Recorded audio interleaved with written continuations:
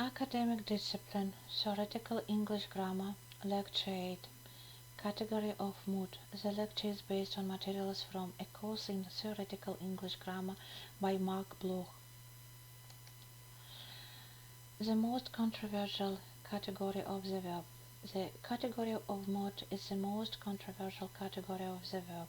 On the face of it, the principles of its analysis, the nomenclature,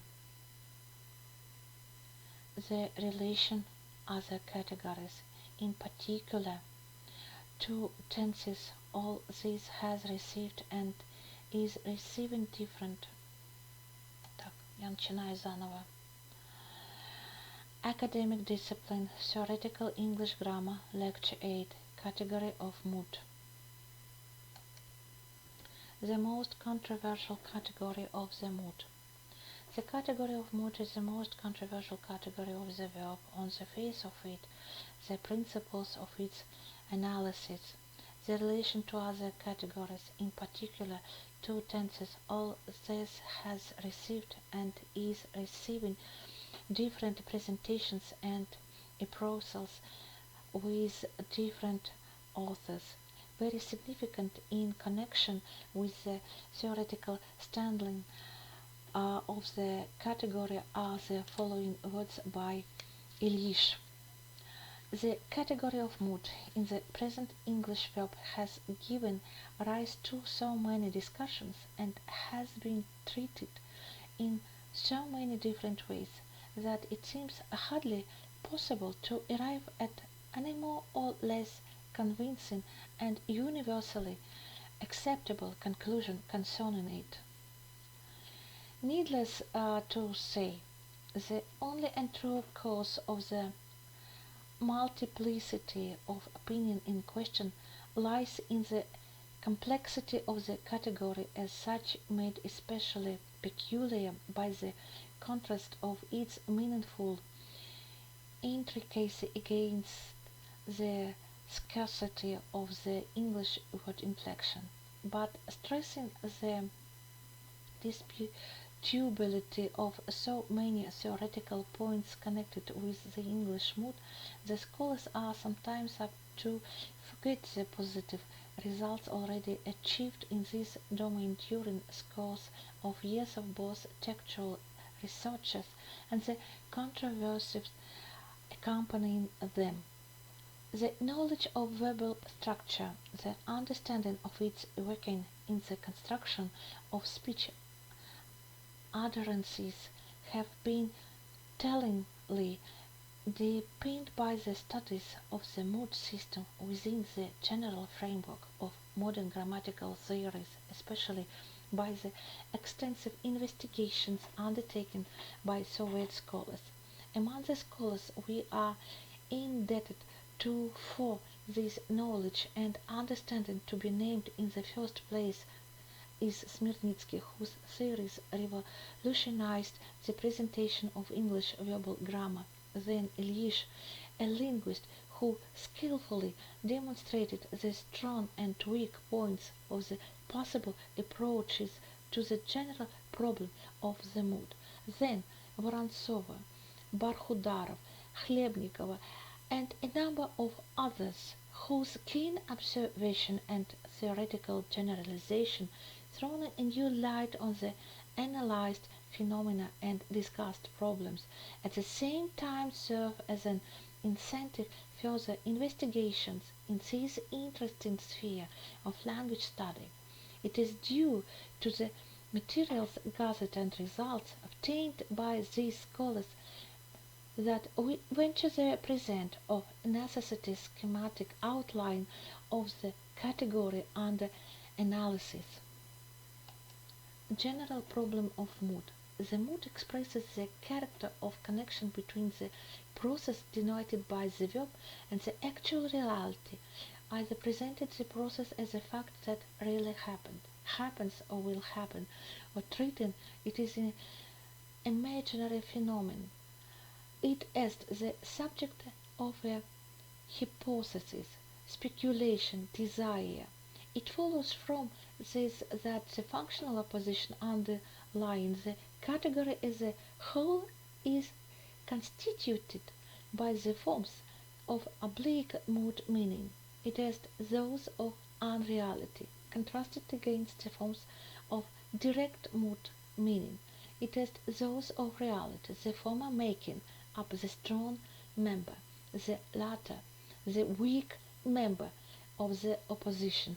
What is, though, the formal sign of this categorical opposition? What kind of morphological change makes up the material basis of the functional semantics of the oppositional contrast of forms? The answer to this question evidently can be obtained as a result of an observation of the relevant language data in the light of the two correlated presentations of the category, namely a formal presentation and a function presentation. Principle of interpretation.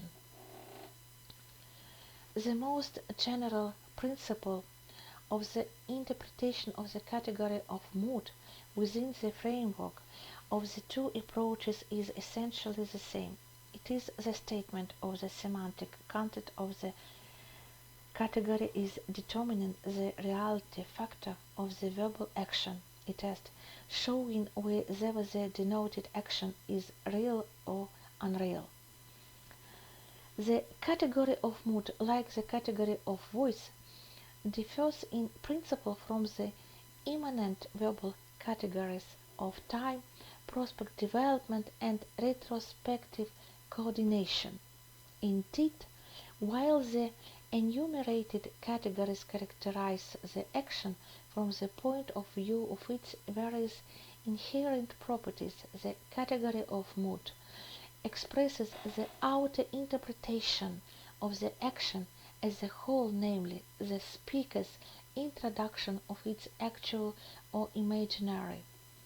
Together with the category of voice, this category, not reconstructing the process by way of reflecting its constituent qualities, gives an integrating appraisal of the process and establishes its lingual representation in a syntactic context. Formal description. The formal description of the category has its source in the traditional school grammar. It is through the observation of immediate differences in changeable forms that the mood distinctions of the verb were indicated by the forefathers of modern sophisticated descriptions of the English grammatical structure. These differences, similar to the categorical forms of person, number, and time, are most clearly pronounced within the unique verb be.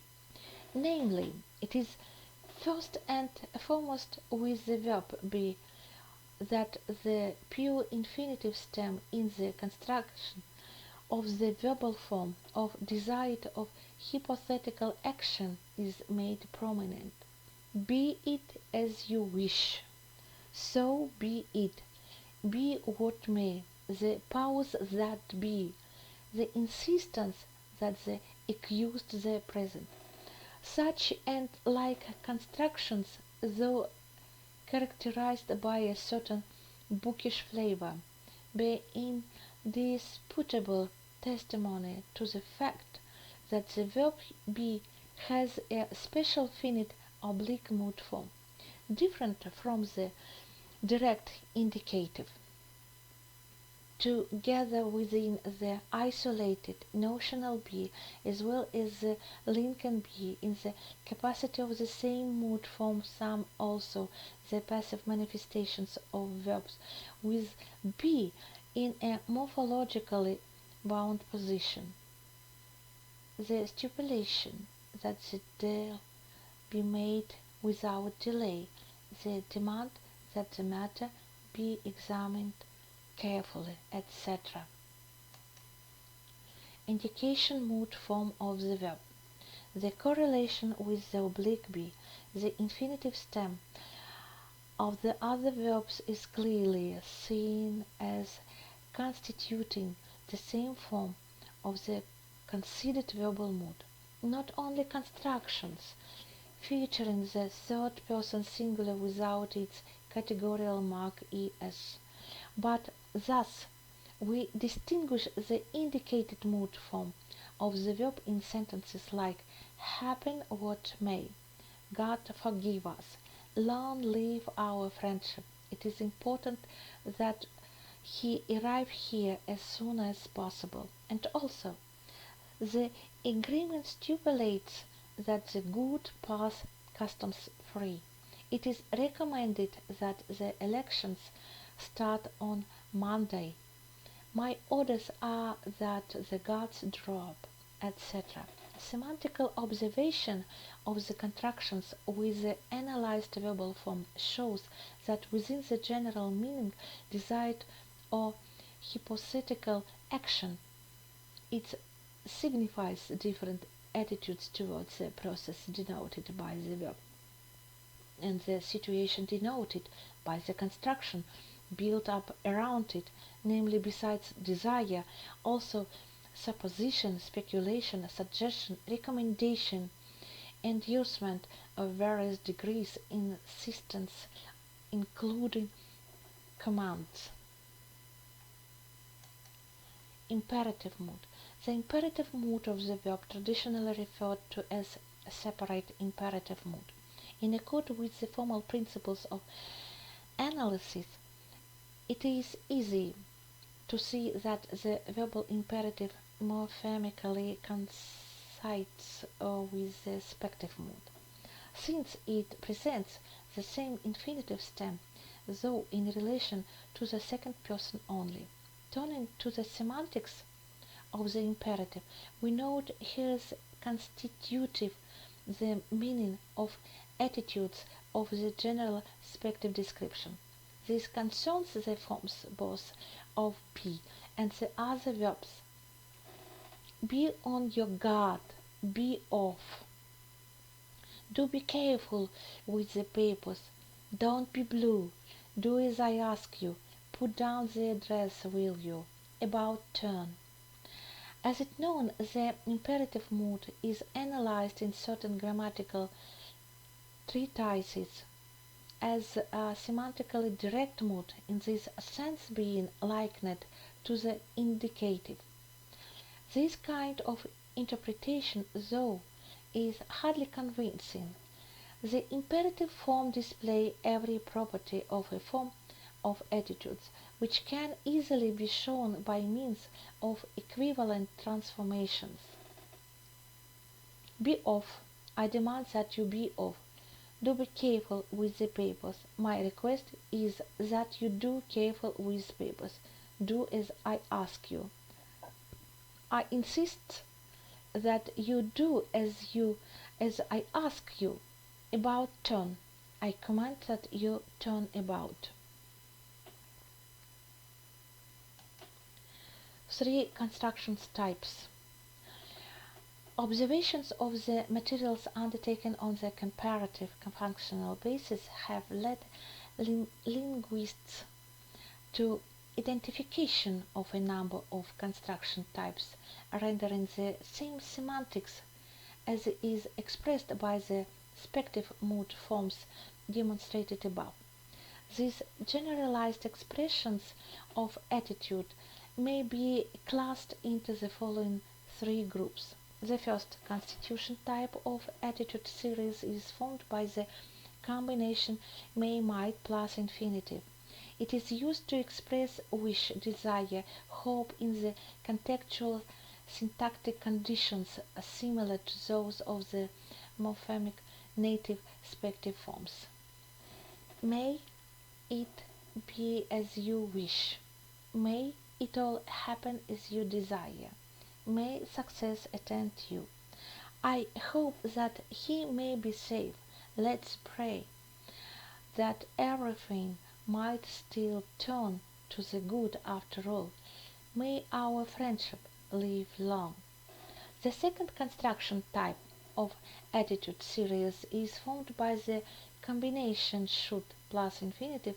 It is used in various subordinate predicative units to express supposition, speculation, suggestion, recommendation, inducements of different kinds and degrees of intensity. Whatever they should say of the project, it must be considered seriously. It has been arranged that the delegation should be reserved by the President of the Federation. Orders were given that the certain group should start out at once. The third construction type of the same series is formed by the combination let plus objective substantive plus infinitive. It is used to express inducement, it is an appeal to commit an action in relation to all the persons, but preferably to the first person plural and third person both numbers.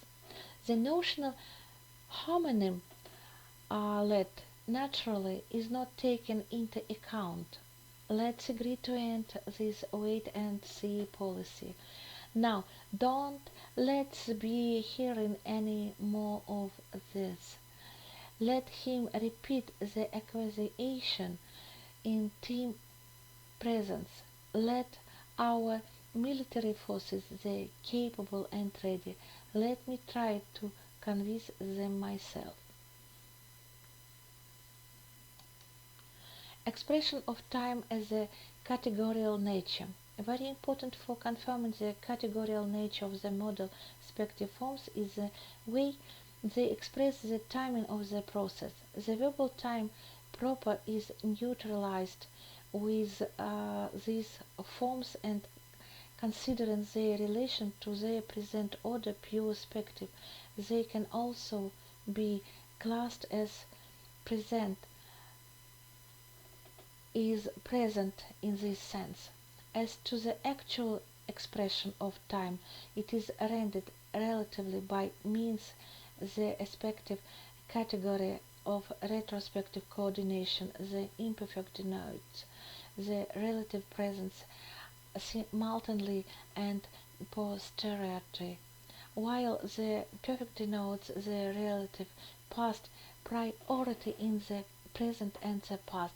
This regularity common for all the system of subjunctive mood is not always clearly seen in the constructions of the subjunctive taken by themselves. It is without a comparison with the subjunctive of the past order, which is to be considered further, due to the functional destination of this mood. The perfect is hardly ever used with the pure subjunctive non-imperative.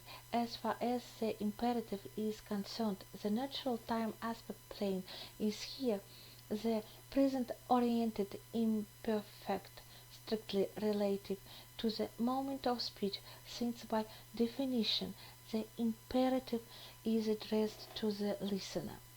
The occasional perfect with the imperative gives accent to the idea of some time limit being transgressed, of stresses in urge to fulfill the action in its entirety. Try and have done. It's not so difficult as it seems. Let's have finished with the whole affair. Subjunctive forms. The forms of the subjunctive referring to the past order of the verb. The approach based on the purely morphemic principles leads us here also to the identification of the specific form of the conjugated be as the only native manifestation of the categorical expression of unreal process. For example, oh, that he were together with us now. If I were in your place, I'd only be happy. If it were in my power, I wouldn't hesitate to interfere. As is the case with be, in the present subjunctive perspective, the sphere of its subjunctive used is not confined to its notional and linking functions, but is automatically extended to the broad imperfect system of the passive voice, as well as the imperfect system of the present continuous. If he were given in the same advice by an outsider, who would no doubt profit by it, with me relatives it might be the other way about. I am afraid I'd repeat that you were right from the start, even though Jem himself were putting down each word I say against him.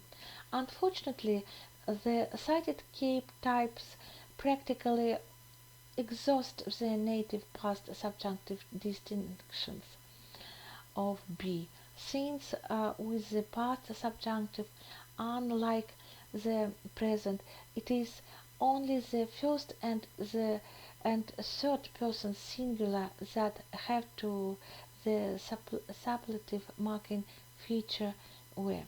The rest of the forms coincide with the past indicative. Moreover, the discriminate personal finite was more and more penetrates into the subjunctive, thus in liquidating the scare remnants of differences between the subjunctive and the indicative of the past order as a whole. If she was as open-hearted as you are, it would make all the difference.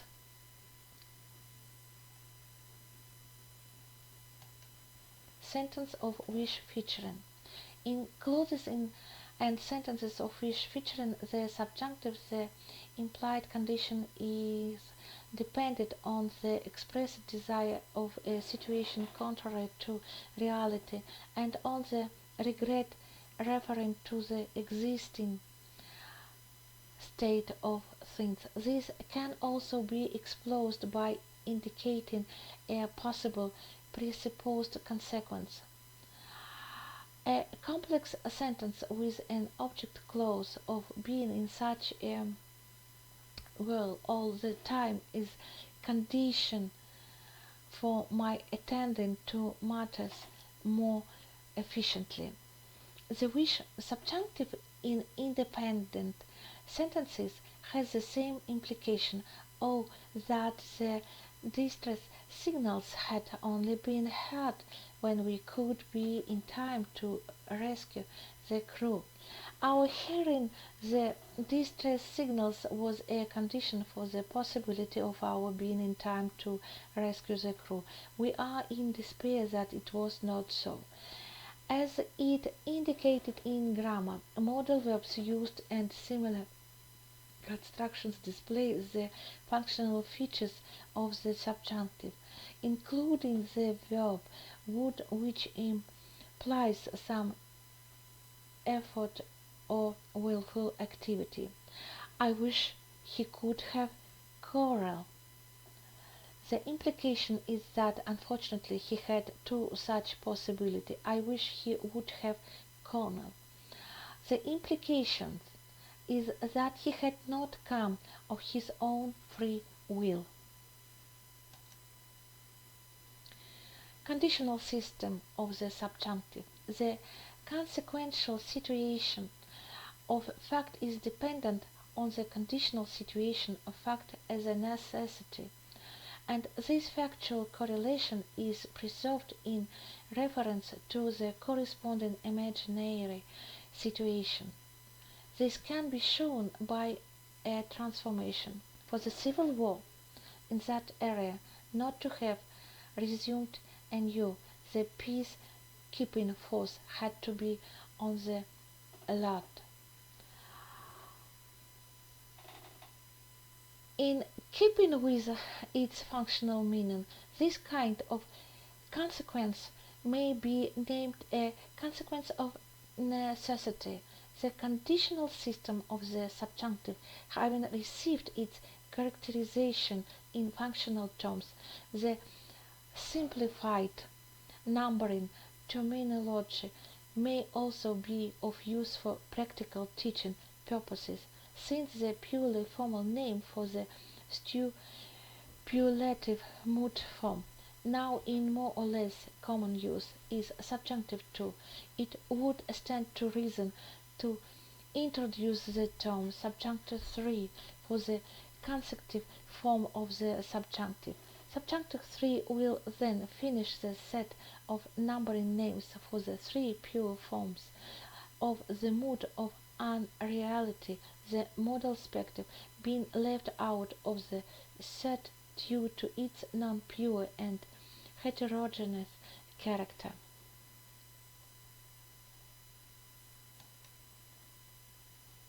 Research perspectives.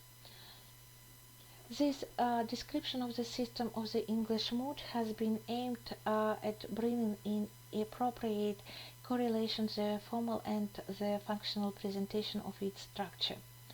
The term subjunctive itself cannot be called a very lucky one. Its actual motivation by the referent phenomena has long been lost, so that at present it is neither formal nor functional. The mood system of unreality designated by the name subjunctive might as well be called conjunctive, another meaningless term, but stressing the unity of English with other Germanic languages. We have chosen the name subjunctive, though, as a tribute to the purely English grammatical tradition. As for its unmotivated character, with a name of the most general order, it might be considered as its asset after all. The subjunctive, the integral mood of unreality, presents the two sets forms according to the structural division of the verbal tenses into the present and the past. These form sets constitute the two corresponding functional subsystems of the subjunctive, namely the spective, the mood of attitudes, and the conditional, the mood of a present causal conditional relations of processes. Each of these, in its turn, falls into two systemic subsets, so that on the immediately working level of presentation we have the four subjunctive form times identified on the basis of the strict correlation between their structure and their function: the pure spective, the modal spective, the stipulative conditional, the consecutive conditional. So, the category of mood, for all the positive linguistic work performed upon it, continues to be a tremendously interesting field of analytical observation. There is no doubt that its numerous particular properties, as well as its fundamental qualities as a whole, will be further exposed, clarified, and paradigmatically ordered in the course of continued linguistic research. Thank you for attention.